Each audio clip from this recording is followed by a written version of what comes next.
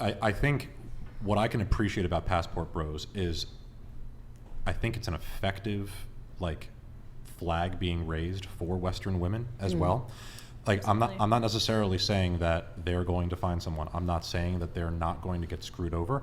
I'm not even necessarily saying that I would encourage men to go do it. Like you said, if you want to, cool, go do it.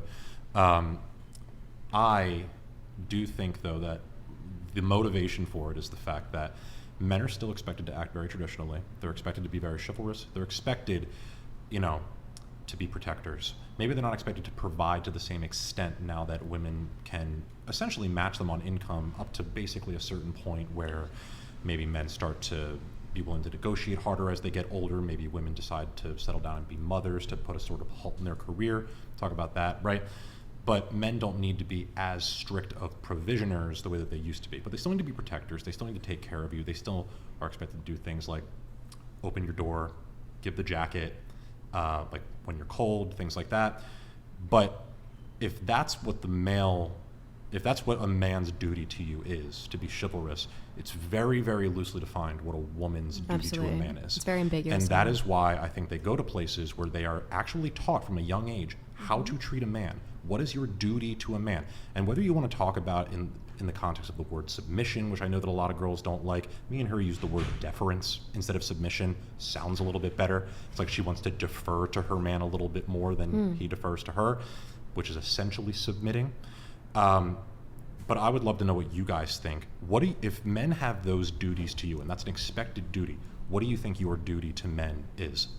I think that's the importance of having, for me personally, having my identity with God. And because in the Bible it lays out what a woman should be. In Proverbs 31? 31, I actually read that today. Yes, and it's beautiful. It's nothing that holds women back. And instead you embrace your natural state. It's like you thrive the most in this setting.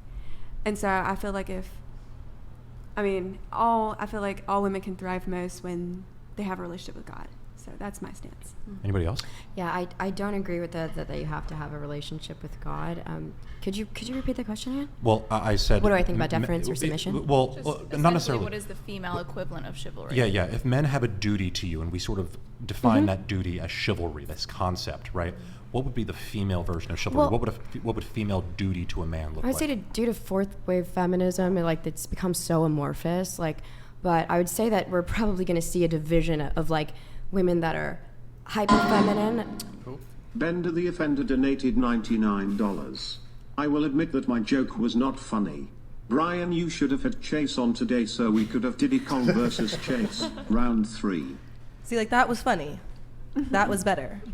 We're making progress. Diddy Kong. I'm really proud of you. Is that offensive? No. In some, but could it conceivably? No, because the original thing that got think about that. The original thing that got me and Chase cracking up on the show with Gorlock was the Diddy Kong comment. So then anything you're gonna follow up with that is now immediately negated because you just because you said Gorlock. Okay. What? Anyways, I think nobody knows that's the name. Ali.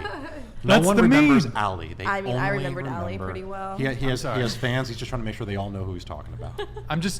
Thank you for the thank you. Yeah, that's good. Anyways, I can answer the question. Got you. Mission failed. But okay. Is it conceivably offensive for someone to say that you look like Diddy Kong from Mario Kart Racing? Well, it's not a compliment, no. No, but is it racist? I never was thinking that deep on it because I don't want to really play that card if it's not. All right. Okay. I really, I see it, but I don't see it at the same time. Yeah. Actually, I think half of his face is lighter than the other. So that's it's actually pretty accurate. That's why I'm like. Yeah, it's like a mix. Yeah. Maybe I give Diddy Kong. That's fine. Anyways, I think round 3 would be good.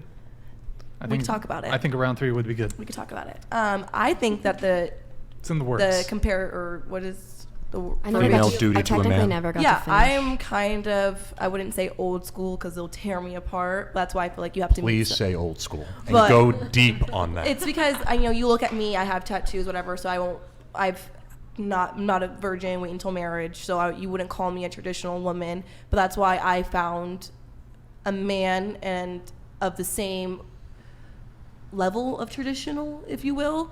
But like for me, I think the woman's side of men's chivalry is being a homemaker. I do agree with that. I enjoy cleaning up the house. I enjoy doing my laundry for us. I enjoy making our meals. But at that same token, since I am still working, we're both working, if there is a day that I don't feel like cooking or doing one of those things, he has no problem picking up that slack. But I feel like overall, on the day-to-day, it is my job, whereas his 100%. job is to provide me with protection and other things that you listed. She is absolutely the nurturer in our relationship, but when she was sick with the flu, I wasn't going to leave her to nurture herself. Okay. All right. Yeah, So, that's no, definitely- I know. So I can It's- appreciate that. I like if it's 90% your- of the time, sure, but I would hope he's there for me, doesn't mind doing those duties if it's, for a reason, not just because I feel like fucking off and I feel like doing nothing, but yeah. Would you consider your man to be the leader in the relationship? Yes. Yeah. That's an interesting one, too. I Would you- wouldn't want to be with a man who's not the leader in the Actually, relationship. before I pose that question, I like I being by myself. I want to let other people. I was actually talking before when you were talking about women nowadays and like what their role is. I think you're gonna find like 3 different subsections of women, like women that are maintain that hyper femininity, that like find that masculine man, and they both like complement each other in terms of their gender roles. Then you're gonna have women kind of like Kiko, kind of like me, that like aspects of traditionalism and want to adopt those and can respect that and understand the balance between men and women. And then you're gonna have women that are like, nope, I'm an independent woman, I don't need no man. I think that's like where we're going. You're gonna have like 3 divisions of women, and I think that's actually in the beginning works of men too. Like that's happening. There's a men's movement right now. I mean, Red Pill movement, like Myra and Fresh and Fit, all of those big names.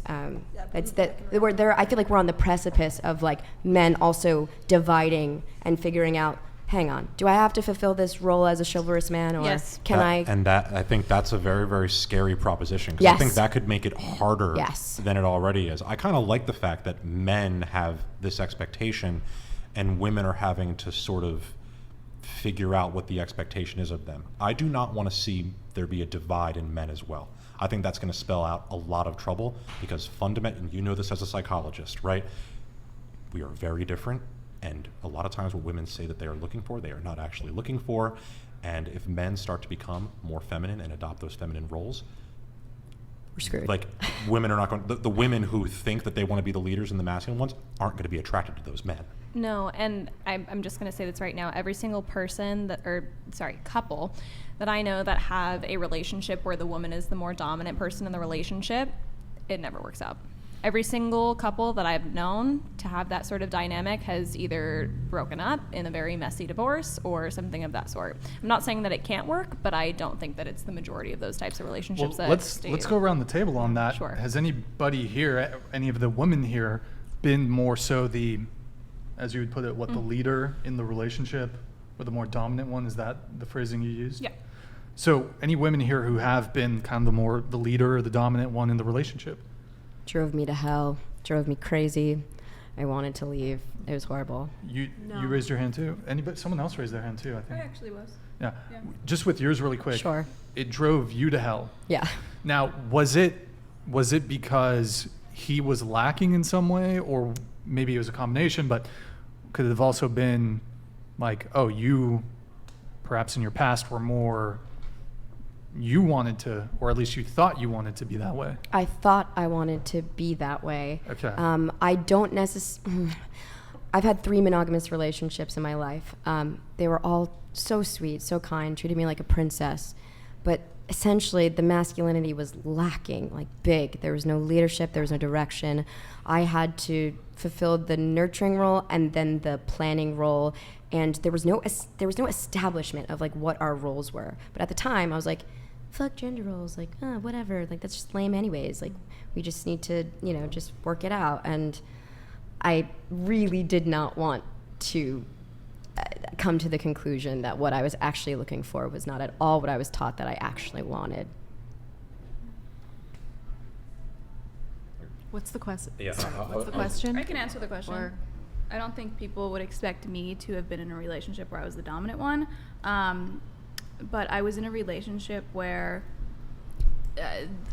there was a man that was more dominant than me who was the leader, and then I ended up getting a random career on social media that just kind of took off, and it shifted to this dynamic where I was making all of the decisions and I was handling the money, and it just it's not a positive situation to be in, and I just grew very resentful when I was the one left having to make all of those decisions. So that's why it didn't work out. It wasn't because he wasn't a good person. It was just when those roles are reversed, it just doesn't seem to work.